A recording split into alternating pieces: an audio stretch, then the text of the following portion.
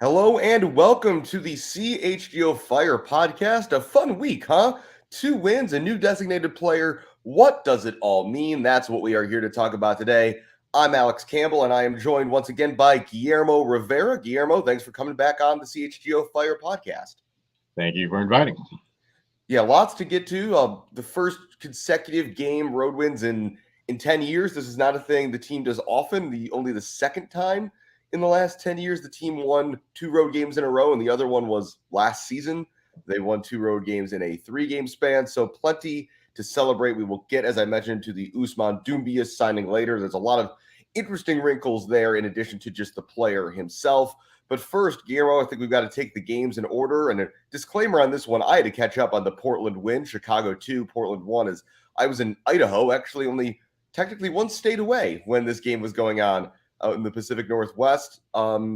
Big note ahead of this one was no Xherdan Shaqiri. He was on international duty with Switzerland, where he had quite a nice assist. So Brian Gutierrez was joined by Fabian Herbers and Jairo Torres in the attacking midfield. We've got a Seves at left back.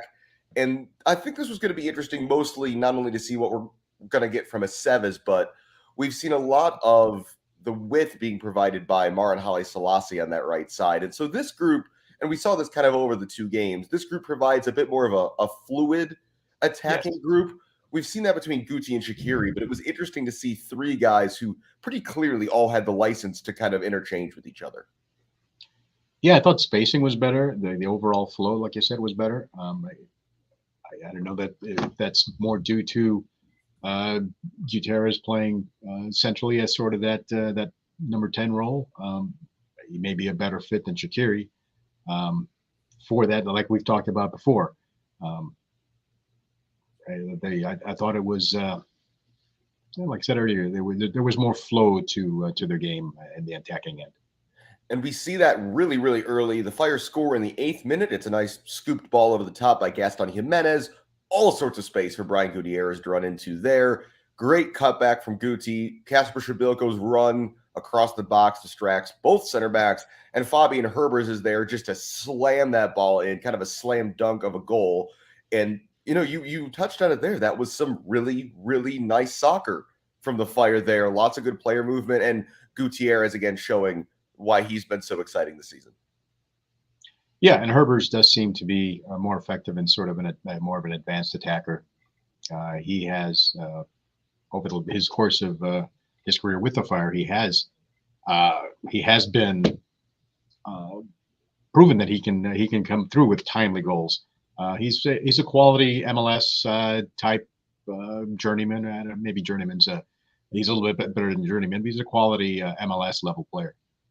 And again, good things happen when Fabian Herbers plays further up the field rather than as a defensive midfielder, as we have covered on this show before. Also, after this game and even before the Kansas City game, watching the Fire play, watching the U.S. men's national team, C team, if we will, play at Soldier Field, I can't help but feeling that Brian Gutierrez could have been an asset to that team. Certainly could have produced more out there than some of the options the U.S. Went with. You got to keep feeling that a national team debut for Guti isn't that far away. Portland almost equalized immediately in this game as they walked right through the middle of the Fire's midfield and defense. That would become a bit of a theme. Great save by Chris Brady in the 12th minute. This was his first game back after a couple games injured with just a really nasty, I don't know, what are we calling it? A gash, a welt, a wound on his forehead there. And it's great to see him not only continue to make good saves, but that was a reassuring moment that he was more than ready to be back between the sticks in this one. Yeah, he had some struggles, as you would expect from a 19 or 20-year-old goalkeeper, but Slovenia had those same issues early last year as well. There's going to be some growing pains. I think Brady is eventually going to be a quality MLS starting goalkeeper if he doesn't end up being better than that. But yeah, you've got to give him some time. You're going to expect that if you've got a 19 or 20-year-old goalkeeper, there's going to be some growing pain. Speaking of giving people time to improve, in the 14th minute, this is just a good reason to talk about him. Aceves has a great goal line clearance. And I don't know about you, Guillermo, the first couple times he played for the Fire, I was pretty skeptical that he was anything but Miguel Navarro 2.0. Looked like a guy who was pretty comfortable going forward, had some pace, could whip a nice cross in, but really wasn't going to be defensively the solution they needed at that spot. But these last couple of games, these last couple of times we've seen him, we're starting to see the player the Fire signed, and the promise that was attached to him when they picked him up. Yeah, anytime you bring in new players, particularly from other countries, there is some adjustment period, and you kind of forget that, hey, these guys they're human. They're not robots, or it's not FIFA, where you can just plug the guy in and he automatically plays up to his rating. Sometimes it takes a little of an adjustment period before you start to see full potential. You're starting to see some of that from Aceves, I think. Yeah, I think you're right there. Absolutely. So the Portland walking through the defense thing that I mentioned continues, and eventually the Fire are breached in the 26th minute. Moreno has just way too much time to play this pass. Boley makes a great run. I don't honestly think there's anything Schihos or Brady could have done here. He just runs onto this ball, and before he can blink, it's in the back of the net. Not a whole lot of notes here other than the midfield's got to step up to put more pressure on Moreno making that pass. But this just kind of felt like a got to tip your cap moment with Boley somehow finding the space to slot this home. Yeah, I mean, sometimes the other team just makes a better play. And then after this, we get Jairo Torres with a quick chance to retake the lead. He just gets into a great position. He's wide open. He hits his shot right at David Bingham in the Portland goal. And I guess this is a chance to talk about Jairo. We feel like he probably should have had enough time by now to settle back in and come back from that injury that he unfortunately sustained in the opening week of the season. Guillermo, where are you on Jairo Torres? Because at this point, I just kind of shrug, and I feel like he is quickly entering the realm of player who will not be sticking around if there's a regime change. Yeah, you're almost hesitant to make a full decision on him last year because of injury, and like I said, there's some time needed to adapt if you're coming over. But again, if you're bringing in a guy who's going to take up a designated player spot, at some point you have to expect results, and it's been over a year into his time with the Fire, injuries included. It seems like at times he's trying too hard, or he just doesn't seem to be within the flow of the offense. It's, I mean, as a designated player, you can't afford that sort of learning curve. Maybe if you're picking up an international spot or a TAM spot, you can sort of live with that. But we've talked about this before. You just cannot have misses on a designated player. And at this point, it looks like Torres is a clear miss. Yeah, unless they can do kind of what they did with Gaston Jimenez and restructure his contract in a way to free that spot up. It's hard to see Jairo Torres' time with the Fire unless something changes going beyond his current contract. We will mention him briefly. He gets another good chance in the Sporting Kansas City game over the weekend. This game then devolves into what our friend Brian Sandalo of the Chicago Sun-Times calls whatevering for about a good 50 minutes of gameplay. And then at the end of that, we get the game winner. Kai Kamara scores. Brian Gutierrez, speaking of midfielders being given too much time to pick out a pass, all the time in the world, loops a great cross to the back post. And talking about dunking for a goal, I think it's Portland's left back just gets absolutely dunked on here by Kai Kamara, who puts his head through the ball. 2-1 Fire, and this just is out of nowhere. This is Kai Kamara coming on late in the game to try to be a difference maker. Gutierrez just hitting a good ball, and again, this is what you get when you have, as we'll talk about here in a moment, one of the greatest goal scorers in MLS history. He's just the guy who's going to turn up with these big goals once in a while. Yeah, he's a guy who's over the course of his career, he's just found a way to score. He knows how to get himself into position, and he continues to do it. I think I saw something yesterday about Garber potentially adding him to the All-Star game as sort of the commissioner's pick. And the guy, like you said, is a goal away from Landon Donovan on the all-time goal scorers mark. So he's like a professional scorer, and that's what you expect from Kai Kamara. Eventually, he's worn out his welcome at several teams, but the guy continues to score.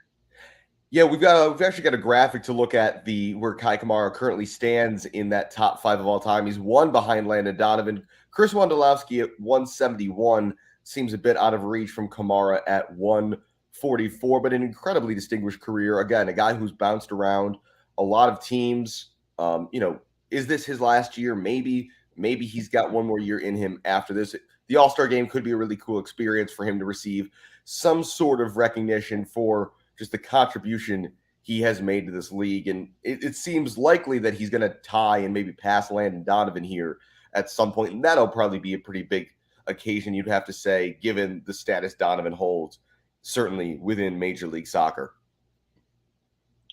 Yeah, the MVP trophy is named after Landon Donovan. So that's a substantial achievement in MLS. Yeah, can we get a Kai Kamara Lifetime Achievement Award in Major League Soccer going forward? Maybe somebody like Tim Melia, the goalkeeper in Kansas City, could be a nominee for something like that. There's a few other guys, like just guys who were never MVP caliber players, but have been really good for a long time and been, instrumental over the growth of Major League Soccer. Just an idea if they ever wanted to found an award like that. This game wasn't quite over. We had a very strange moment, maybe the quickest VAR reversal I've ever seen.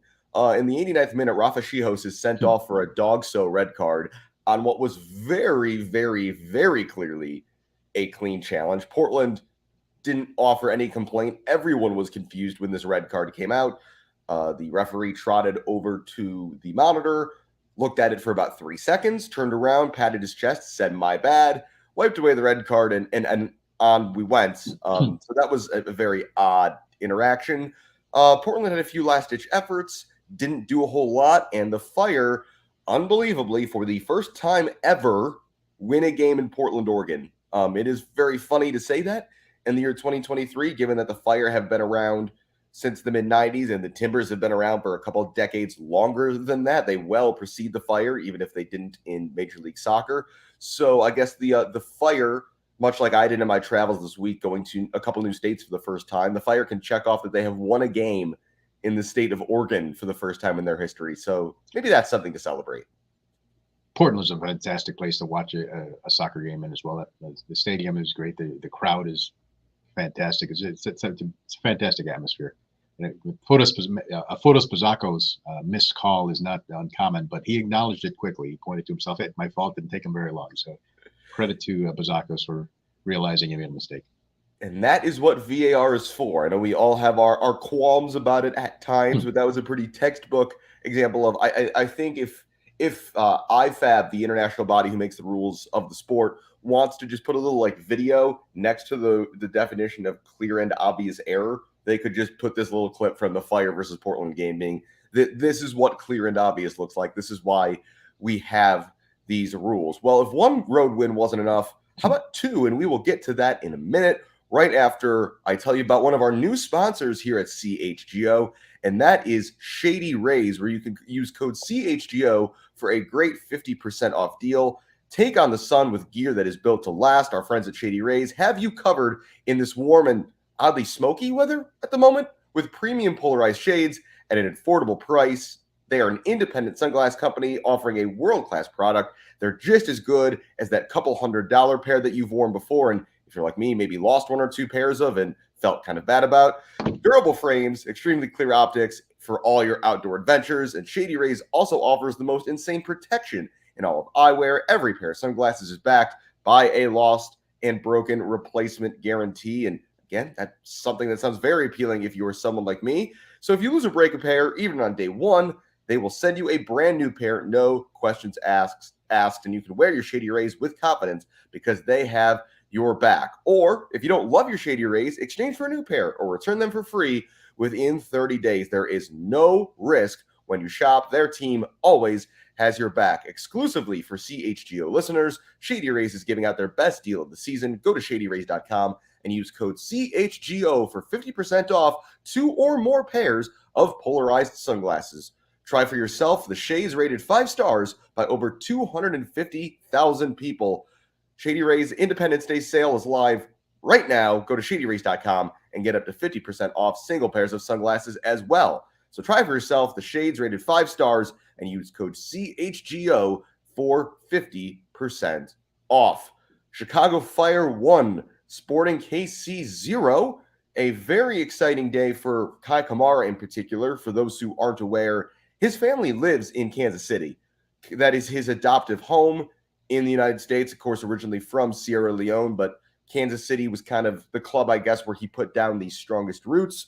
So a bit of a homecoming for Kai Kamara. He gets to start this game. Him coming in for Kasper Shabilko was the only change to the lineup. And, man, the Fire Socials team highlighted it going into this game. This was not a fun atmosphere to play soccer in. It was an oven.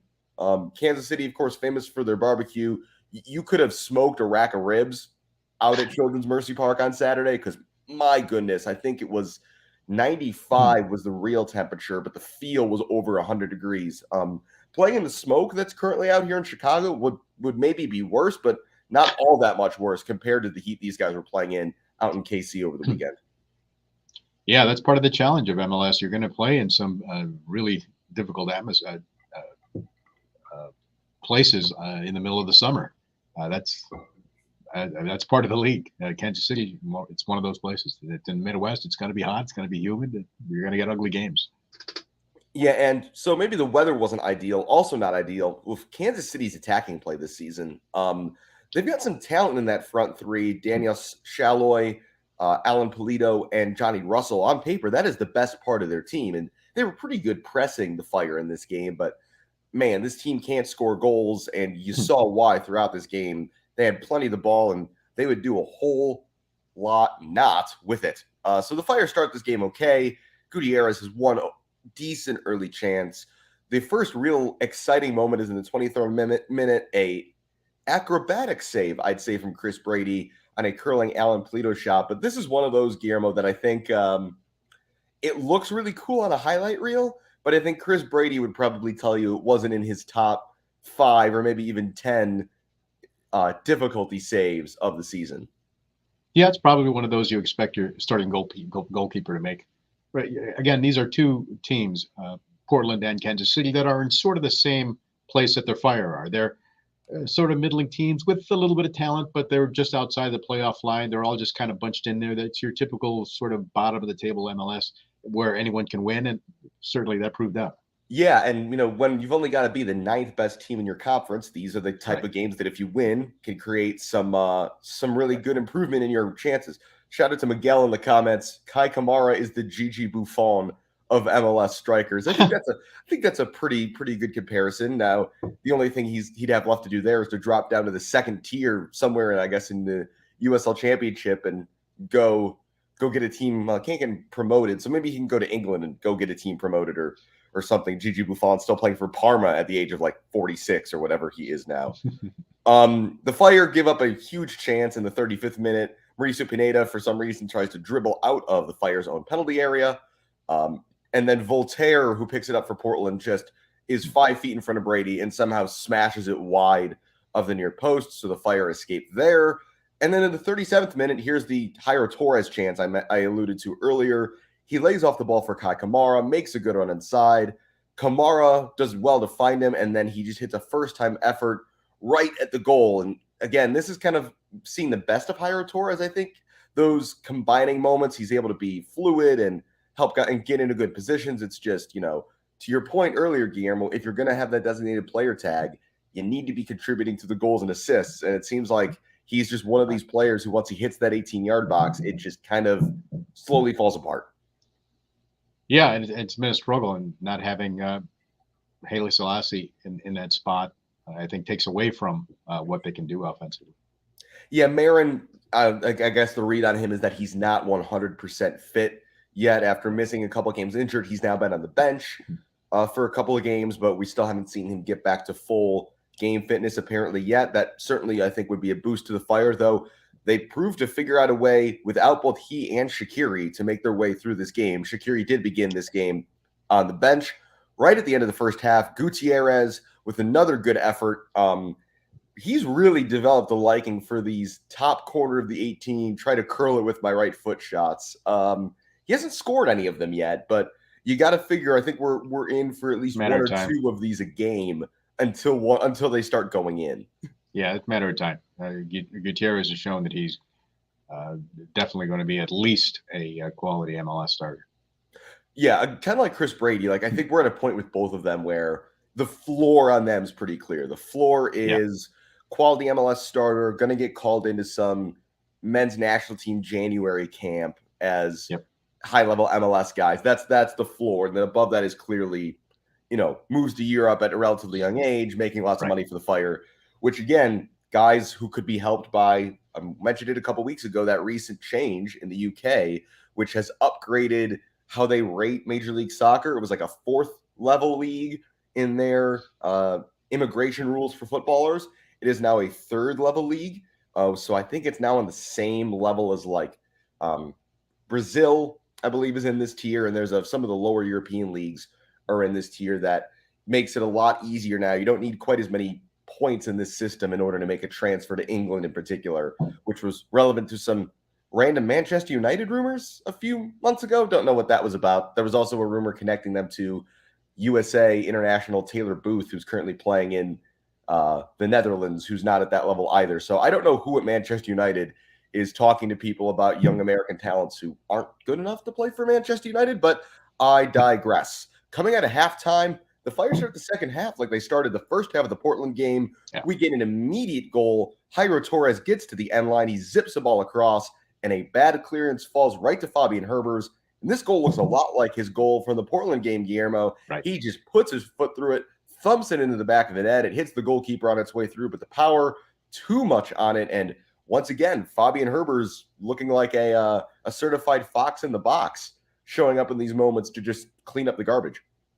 Yeah, he does find a way to get himself in dangerous spots when he is in a more advanced position. So credit to Fabian Herbers, like we talked about before, another guy who is a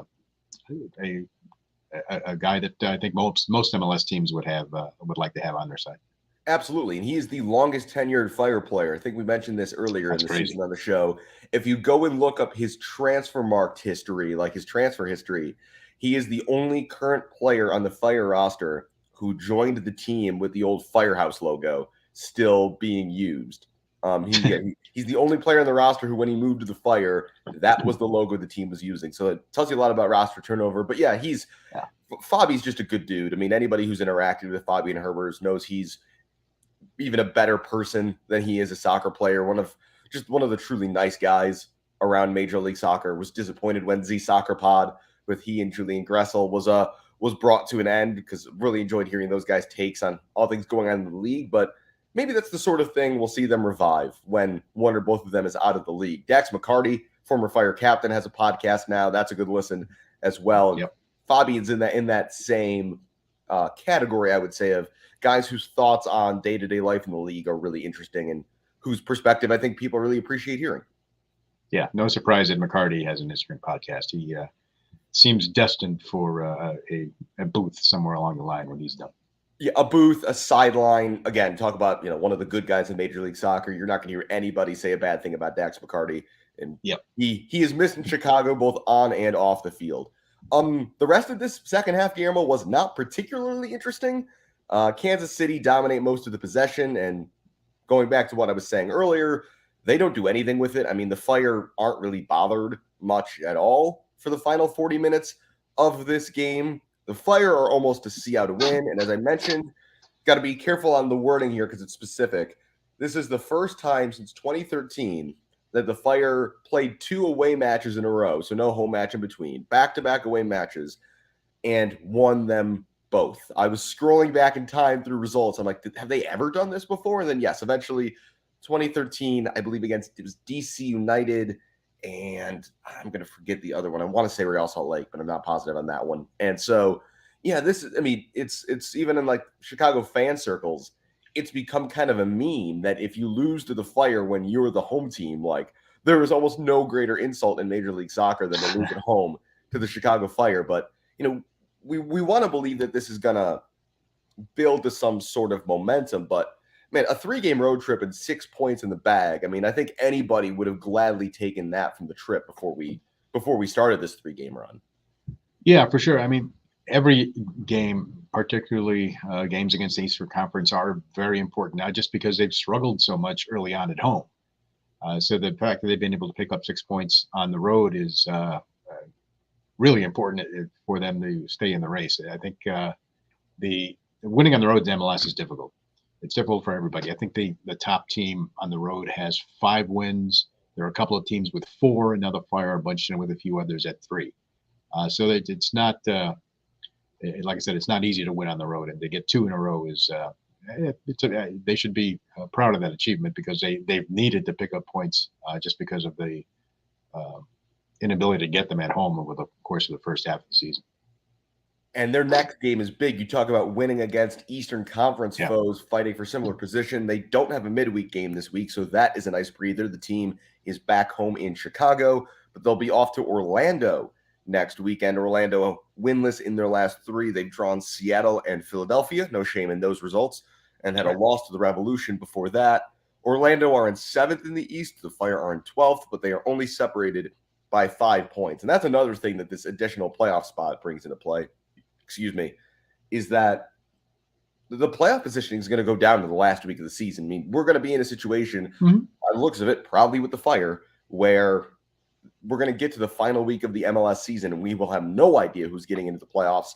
And so, yeah, to your point, if you could get 7 points on this road trip, if they got a draw in Orlando, that's invaluable given, to your point, the premium on winning on the road in Major League Soccer. So we'll have to keep our eyes out for that. I don't think it's a must win or anything in Orlando. I think, a win would be amazing. But again, I think this road trip has borne more than enough fruit already. And so while you won't be able to see the Fire this week, you will be able to see them next week. And you can always get great deals on tickets to wherever you're trying to go with Game Time with code CHGO for $20 off. You don't have to be stressed buying tickets to any event, whether it's a soccer game this summer, across the country. We have the Gold Cup here in Chicago this past week. Those games continuing to go on. Baseball, soccer, all sorts of stuff, concerts going on across the city. And Game Time has killer deals on last-minute tickets with their best price guarantee. And you can stop stressing over tickets and start getting hyped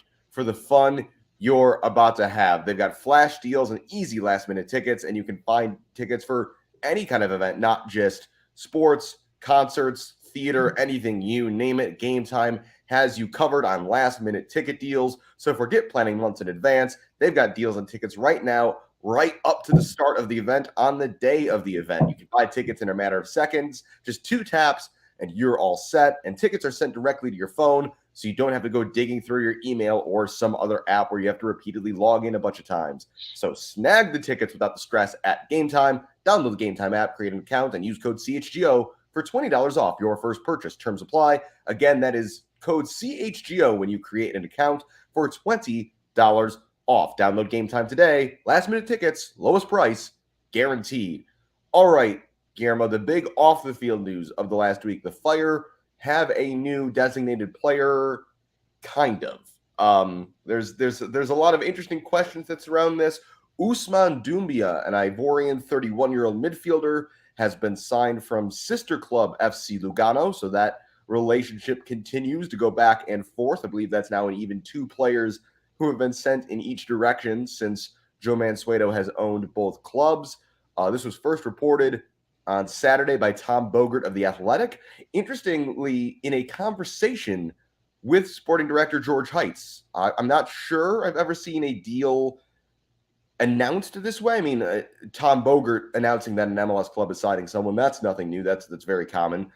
But to have that announcement be accompanied with a piece on The Athletic of a conversation he had with George Heitz about the deal, what did you make of this? Because, again, this is a bit of an unusual way to see news like this break, because there's no official club announcement yet, but Heitz is on the record talking about Ousmane Doumbia and saying that it's happening. Yeah, a little bit of an odd way to make that introduction or make the announcement, but I'm not sure exactly how it worked with Tom, if that was something that he brought up to the fire or if it was the other way around. But yeah, very interesting uh, process altogether, whether it's Lugano or the designated player spot for a through the end of the season. It's all quite a little odd. Yeah, because there's no clarity here on what Doombia's contract structure is after 6 months from now. Heights kind of, you could tell Tom Bogert kind of asked him about it. Heights kind of balked at it. And it's so Heights and Doumbia are now kind of in, excuse me, the same boat. We know they're going to be here until the end of the year, and that's about all we know. A few facts on the screen here for those of you watching on YouTube about Ousmane Doumbia. He played in Switzerland. He's been there since 2014, initially in the second tier, but all four of the teams he spent time with have spent time in the top division. He was most recently at Lugano, and before that, he actually won the Swiss Super League with FC Zurich. He was playing for Servette, who had been relegated to the second tier just before that, jumped up a level with FC Zurich, and this past season played almost every minute for Lugano. He played almost 3,000 minutes in the Swiss Super League this season. So at the very least, Guillermo, for a Fire team that seems to have trouble keeping their midfielders healthy and on the field, Doumbia is at least reliable to be available at the very least. I mean, especially in this modern age of soccer, you don't see guys racking up 3,000-minute seasons, especially in their 30s. No, that's a lot of miles. But the one thing that kind of struck me as odd is that Heights described him as a sort of an 8, or he can play the holding spot, or he can play center back. It would seem to me that he is a more of a like-for-like replacement for Jimenez, who has, I thought, been decent this year. He's I don't know if that's the result of lowering expectations because he's no longer a designated player, but I think he's been one of the most consistent players when he's been on the field this year. And it's odd to bring in a designated player from that spot because that's not the spot that I think is the most pressing for them right now, and it's not the spot that a lot of designated players take up in MLS. Yeah, and Heights acknowledged that. He said in the conversation, he's like, when we think of designated players, we think of attacking players. And so he's like, yeah, he admitted this is not a usual designated player. We'll get more into that in a second because I think we both found some of Heights' comments that weren't really Doumbia specific to be very interesting. My thought actually was that he might be trouble for Fede Navarro. We've talked on the CHGO Fire podcast this season that Fede has not seemed to quite have had the exact same spark that he had last season, and he's been a little reckless defensively, picking up a few too many yellow cards. Again, that one sending off wasn't really a sending off, but just he seems to find himself just on the wrong side of attackers a little bit too often this season. And so I think maybe that's where we're going to see him more likely play. To your point, Gaston Jimenez, and we saw it on that goal in the Portland game. He's been pretty good in possession this season. And again, when you give him a more defensive-minded player next to him, it certainly gives him that freedom to find those pockets of space, play those passes. So let's get into the weirdness of this. One other note in terms of some context. He is Seydou Doumbia's younger brother. Apparently. Soccer fans, or especially if you were a big fan of playing FIFA, you definitely know who Seydou Doumbia is because he was always one of those kind of underrated guys who was pretty fast and could score goals, even though he was rated like only maybe in the 70s. Longest career stint was at CHGO Moscow in the Russian league, but a guy who was an international, a long time pro. And so apparently he is Seydou's younger brother. So yeah, in this conversation in the piece in The Athletic, which we retweeted on the CHGO Fire feed when it came out a couple days ago. So if you haven't read it, strongly recommend going and checking it out. Heights says the original plan was to sign a designated player number 9, but that Ezra Hendrickson had started shifting focus to a midfield signing, not necessarily a DP, but as a midfielder as the highest priority. And that's kind of why they went this way, because Klopas still agreed that was the best move. This was the point where the reasoning starts to break down, because if you know you're going to sign a designated player number 9, and he then later goes on to say that Mansueto basically gave him the green light, that there was no budget, that Mansueto would spend whatever it would take to sign a designated player 9, it kind of begs why you went this route. And it all just from Heights' perspective, it feels like he knows he's maybe in some hot water, and thus the reasoning he's using doesn't really come out in the wash. Yeah, I find that a little bit difficult to swallow. The entire explanation, for one, Ezra Hendrickson isn't in the picture anymore, so it shouldn't matter what his emphasis was. You mentioned that Frank Klopas has scouted him as well, but yeah, he did make one comment that I found curious. He said that you've always got to listen to your coaches. So he's sort of pawning off the responsibility for the roster, or at least some part of it, on the coaching staff, rather than, as most of us in the media have sort of moved that responsibility over to Heights and Sebastian Pelzer. So he's trying to make it publicly apparent that, hey, it's not just me, it's the coaches who are looking at these guys as well. I thought that was odd that he snuck that in there too. Yeah, it's just all really bizarre. As I mentioned, his contract is up at the end of the season. George Heights, that is. And yeah, my general takeaway was that this feels like the most he was allowed to do.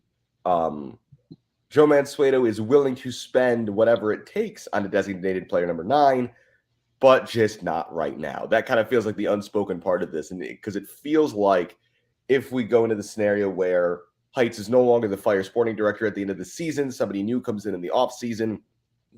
My preferred option, of course, as I've mentioned on here, would be they need to drive a Brinks truck to Jim Curtin's house and just give him whatever the heck he wants. Whoever that new person is, this is an interesting signal, I guess you could say, by Mansueto via Heights, intentionally or not, that if he's replaced, whoever comes in is going to be given the green light to go fill that spot and spend who knows how much money on that spot. And the other thing to watch here is the future of the MLS roster rules currently seem very much up for debate with the goings on in South Florida.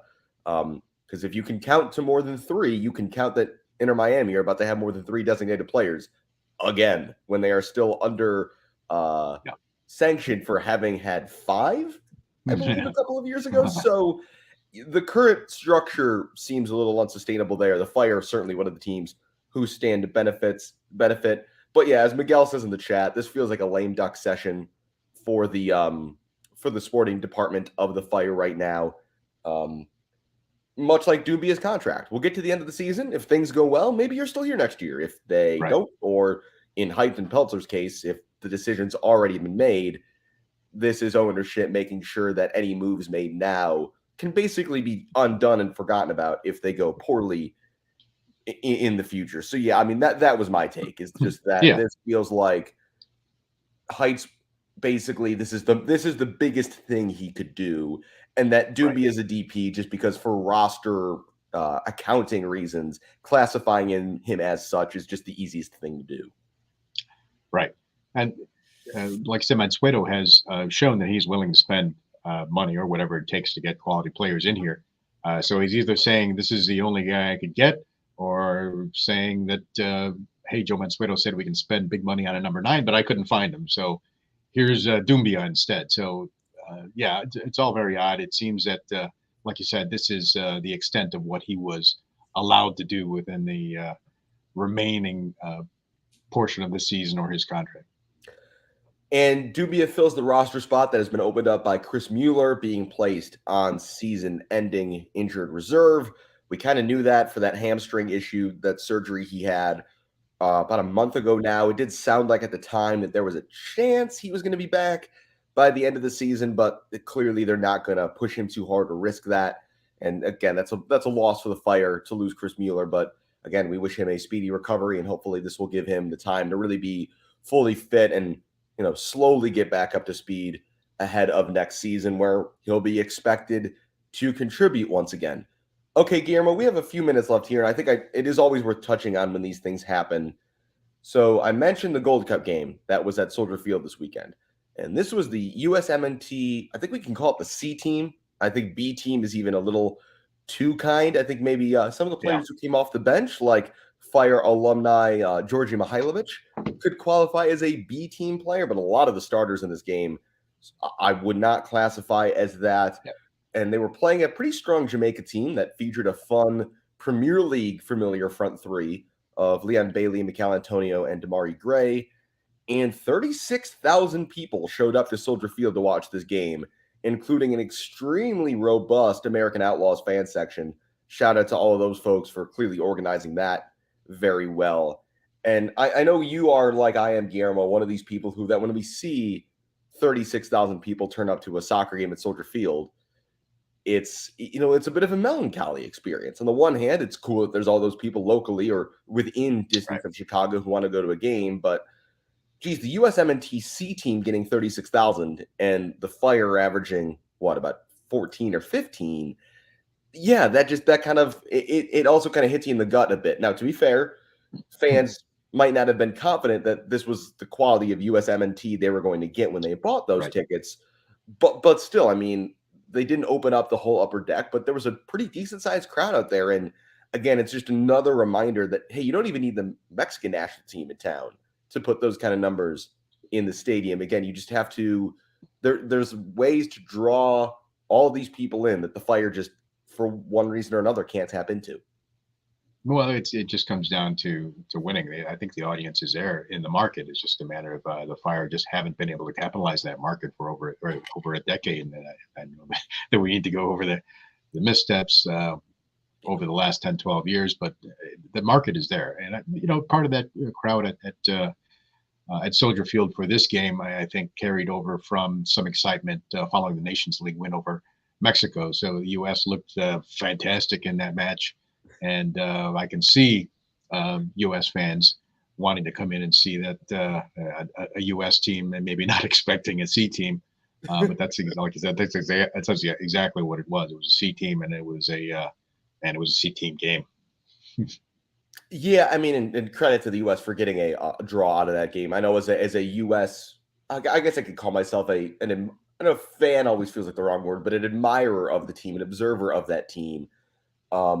There's some pretty obvious changes that need to be made, I think, ahead of that St. Kitts and Nevis game. Although, to be fair, the U.S. could roll in an F team, and they should still be beating St. Kitts and Nevis. It was good to see Georgi Mihailovic back at Soldier Field. Gaga Slanina is on that team as well. Maybe we'll see him get an appearance in one of these next couple games in this tournament. I wouldn't be shocked by it. But yeah, I mean, and this is also a Chicago sports theme. The Fire just are further down the food chain, so it's a little more pronounced that this town will support a winner full out. When a team wins in this town, they get people in seats. And the Fire showed that the last time they were consistently really good back in 2017. That's true. If it's Bridgeview, if it's Soldier Field, it could be anywhere as long as Toyota Park was entertaining and winning that summer. And so it's possible. But I mean, you even look at the baseball teams. I mean, the White Sox crowds when they're not winning aren't great, but when they're winning, that stadium's full. Even the Cubs in the last couple of years have become subject to this. They sold out games for years as a bad baseball team, and then eventually that just stopped happening. Fans eventually kind of got tired of it, and we've seen it with the Blackhawks several year shutout streak that ended a year or two ago. Which, before we get out of here, we got to mention, shout out to the CHGO Blackhawks crew. They are on location in Nashville, Tennessee. Happy Connor Bedard week to all. The draft is, I believe, tomorrow night down there in Nashville. So NBA draft last week, NHL draft this week. So be sure to follow along with everything that Jay, Greg, and Mario are doing down there. Make sure you're following them and following the CHGO Blackhawks Twitter as well. They've got live shows, all sorts of fun content getting produced down there in Nashville ahead of, a moment that Chicago sports needs. Do we deserve Connor Bedard for the way that the Blackhawks blatantly tanked and weren't one of the top couple teams in the odds? No, we probably don't. But you know what? We're going to take it, and we're going to take it as a win for Chicago sports in any way we can. As I mentioned, the Fire are off to Orlando this coming Saturday for their next game. And also another thing to watch for is that impending announcement that Kai Kamara is going to be on the All-Star team. I think that actually we might get those full rosters today. Be nice to see Brian Gutierrez on there. Beyond that, I don't think we can have too many expectations. about Fire representation in that particular fixture. Fire don't have another midweek game for a while, so we've got Orlando on Saturday and Nashville at home on Saturday, July 8th. Those are the only two games between now and the next CHGO Fire podcast. And man, Guillermo, if the Fire could get a win in Orlando on Saturday, riding a 3-game away winning streak back home for ALLCITY against Nashville, that'd be a pretty nice boost coming back home. Yeah, if you can win 3 road games in a row, I don't know how many times that's happened. You mentioned the 2 in a row. I don't know when the last time 3 in a row happened. But one thing we didn't mention because of what happened yesterday, and you mentioned your preference would be Jim Curtin at some point throwing a boatload of money at him. Bob Bradley became available as well. Bob Bradley's there. Do the Fire make a run at Bob Bradley? Yeah, I think Bob at this point, and I think Bob as a head coach in this league, I think we saw him get the Peter Vermes treatment in Toronto, where he was the head coach and the sporting director. I'm not sure I loved that.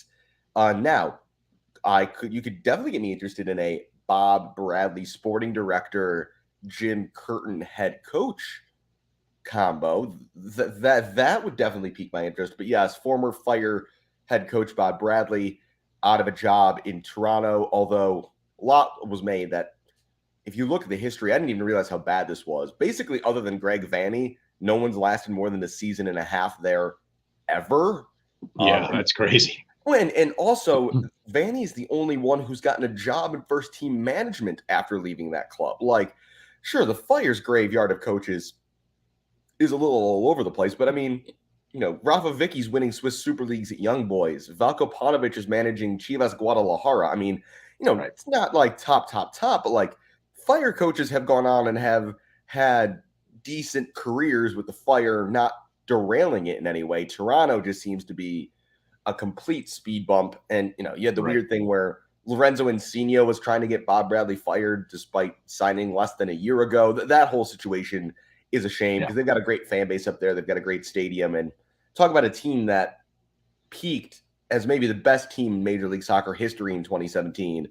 And it's just been a bumpy ride all the way down to the bottom from there. They've had trouble keeping guys healthy, the designated players included, for the last year and a half as well. So it's not all been underperformance, but part of that's been injury for them as well. Also, I don't think we ever talked about it on this show. The funniest thing being the Italian high-profile players complaining about the coach's son being on the team, which is ridiculous at any professional level, but is super funny when the coach's son is Michael Bradley, and said coach's son is currently in Europe recovering from an injury and doing managerial training courses. He's not even there. And again, it's former captain of the U.S. men's national team. Come on, guys. So, hey, Fire fans, remember that if you think things in our little circle of the universe are strange and odd, it can always be weirder, and it's probably worse somewhere else in Major League Soccer. Fire have 2 wins on the bounce right now. Hopefully they can keep that streak going, and we'll have lots of more just good vibes to share on the next episode of CHGO Fire. So once again, Guillermo, thank you so much for coming back on the show. Always a pleasure, sir. Thank you. I'm Alex Campbell, and I will see you in a couple of weeks.